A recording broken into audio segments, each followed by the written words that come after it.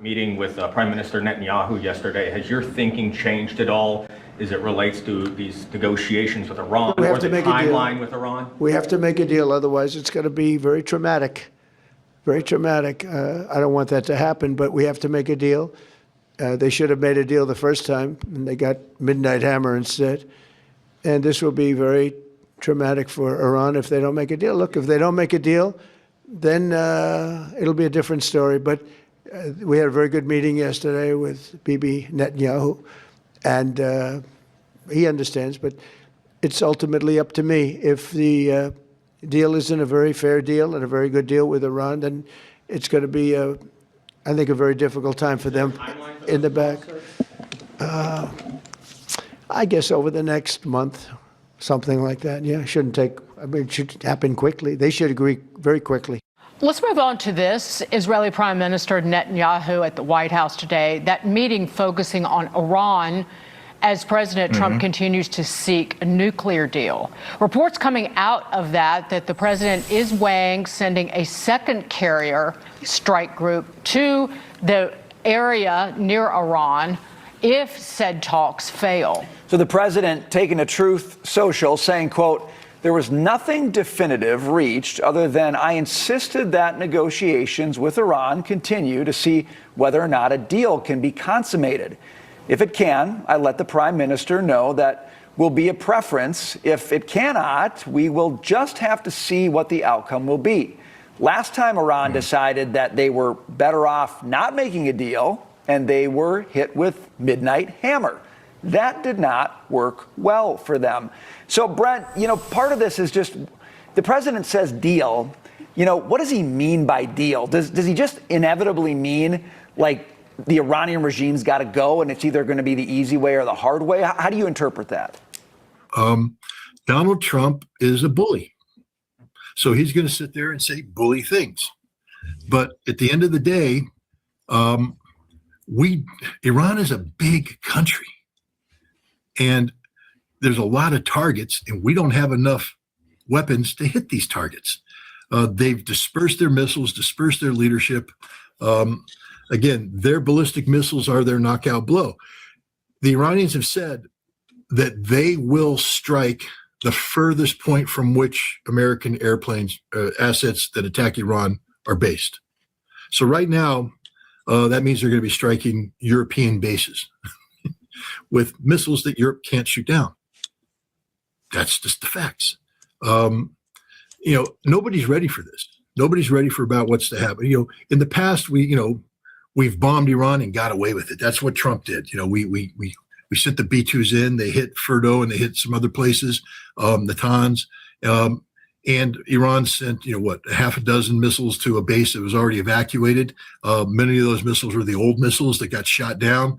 I think one or two of them were the new missiles that made it through, took out the $100 million radar, just to prove a point that we can do this and there's nothing you can do to stop us. And that's the point that has sunk home. And there it is. I don't think we have any deep, dark super weapons. I think what we are concerned about is the vulnerability of the Abraham Lincoln. This isn't the Houthi. The Iranians have missiles that have been designed to take out an aircraft carrier. My advice to the Iranians is don't do it. Don't do it. But if you do it, be prepared for the worst. But the United States is in the position of, if they take it out, yeah, maybe we blow Iran off the face of the earth. But now what's happened is the Iranians have proven a point that many people have been making for some time now, that the carrier is an obsolete weapon system that is just a sitting duck for any nation that has real capability, like China, like Russia. What can Iran do to avoid attack? Give us the deal that they should have given us the first time. If they give us the right deal, we won't do that. But, historically, they haven't done that. I will say they want to talk, but so far they do a lot of talking and no action. When are those talks, Mr. President? They've already started. Do you want regime change in Iran? Well, it seems like that would be the best thing that could happen. For 47 years, they've been talking and talking and talking. In the meantime, we've lost a lot of lives while they talk, and legs blown off, arms blown off, faces blown off. This has been going on for a long time, so let's see what happens. In the meantime, we have Meantime, we have tremendous power has arrived, and additional power, as you know, another carrier is going out shortly. So we'll see it how. If we could get it settled for once and for all, that would be good. Jeremiah chapter 50, verse 22 and 23. A sound of battle is in the land, and of a great destruction. How is the hammer of the whole earth cut asunder and broken? How has Babylon become a desolation among the nations? I want to give our praises and honor to YAHAWAH, BAHASHAM, YAHAWASHI, BAHASHAM, Rakah, Kodash, forgive me the spirit, to do this lesson. This will be a war update on Iran, okay, on Babylon, the small hats in Iran. As you've seen the clips before, okay, it's getting very, very serious and more serious. All right, we told y'all some time back when they had that 12-day war and they had a ceasefire that was only temporary, okay, because it's prophecy we're talking about, man. It's not up to them at the end of the day at all. It's not up to them. It's temporary. Okay, so when you think about it in the spirit, you have to pay attention to what they're saying, but also what they're doing. Okay, think about what he said, man. He said that if it's no deal, pretty much it's going to be epic. It's going to be an epic response, way worse than last time. All right, see, back in the day, years ago, certain presidents, you're like, oh, okay, they ain't going to do nothing. They just talking, the hype. No, this president has been doing things that he says he's going to do. He's been standing on it because the Lord put the spirit in him to do so. The prophecy is coming to pass. Keep watching. You'll see what's going on, man, if you're paying attention. Now, he said that he sent another warship over there. I think it's going to take about 6 days to show up. Okay, they already got one over there right now. Okay, chilling by Oman, right by Iran, the Persian Gulf. Okay, you don't send that much artillery, man, and keep sending if you ain't going to do nothing. He's letting them know, hey, if you don't make a deal, if you don't put your nuclear program on the table, if you don't put your missile program on the table, which is ridiculous, okay, because Iran's military, they stand on their missile program. All right, when you look at different countries and you say, okay, what are they strong at? What are they strong at? When you read Joel chapter 3, it says, let the weak say they're strong. Iran is getting stronger because of the missile program. So they're not going to put that on the table. They said it's not even a discussion. So I'm going to give my nuclear program up to the hammer of the earth so they can hammer me even faster. I saw all these different other countries get took down, but I'm going to hand it over. Now, when you look back at the 12-day war, okay, they showed a little bit of that power, okay? And that wasn't even their best missiles they used. Okay, but if you go back to the videos, you'll see. All right. It was the fake Jews in America that called for a ceasefire because they couldn't do nothing with those missiles. Okay, the small hats, they couldn't do nothing with them, man. They would send certain missiles to get their defense system to operate, and then they would backdoor with their more stronger missiles to enter in. All right, that was showing them power, pure power with those missiles. Okay, so they're not going to give it up. So we're looking at war. We're looking at World War III. All right, we're looking at World War III. Okay, when the supreme leader of Iran said it would be a regional war if you attack us. Okay, what do you think that means, man? Yahawah Shaphat, Yahawah's judgment. Everybody being gathered to the Middle East, a regional war. Okay, in the Middle East. Okay, think about what they're saying and what they're doing in these movements. All right, now let's go back to Jeremiah chapter 50. I got one more scripture to read.